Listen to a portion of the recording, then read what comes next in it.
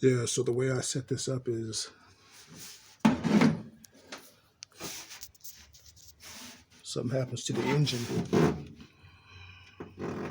which I know I got it bulletproof, but something did happen from racing or whatnot. I got it set up like um, 3 inches from the firewall, so you can pull this engine out of here, and you can pull this engine out of here in in a couple hours by yourself. That's why I have it engineered. So I ain't no engineer, but I'm an old dude, so I try to make shit easier on myself the way I do things. So I love this car, man. I do. This is my favorite car so far. I love this car. I do. Was the funnest build. I did all this in 4 months being sick.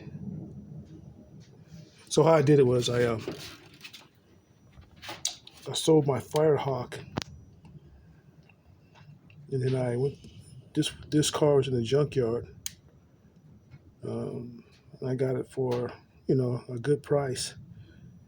And then the reason why it took 4 months is because every month I had a budget of $300. So every month I would buy $300 worth of parts for 4 months, and I had the engine, I had the nitrous kit, I had the intake, I had the pulleys, but I had that stuff for a long time. I was, start putting your parts away. Whatever you want to build, start putting your parts away. Like, for instance, buy a throttle body, buy fuel lines, buy a nitrous kit, and then just put your parts away, and then you find the car that you want.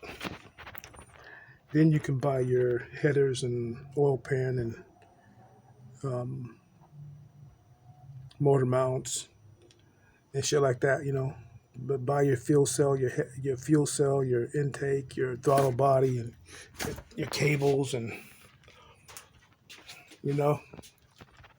and your return lines right there, and all your shit. Buy all that shit in advance. Buy your 411 computer and your standalone harness and your wheels and tires. If you want a Chevy, it's going to be a 5.475 rim.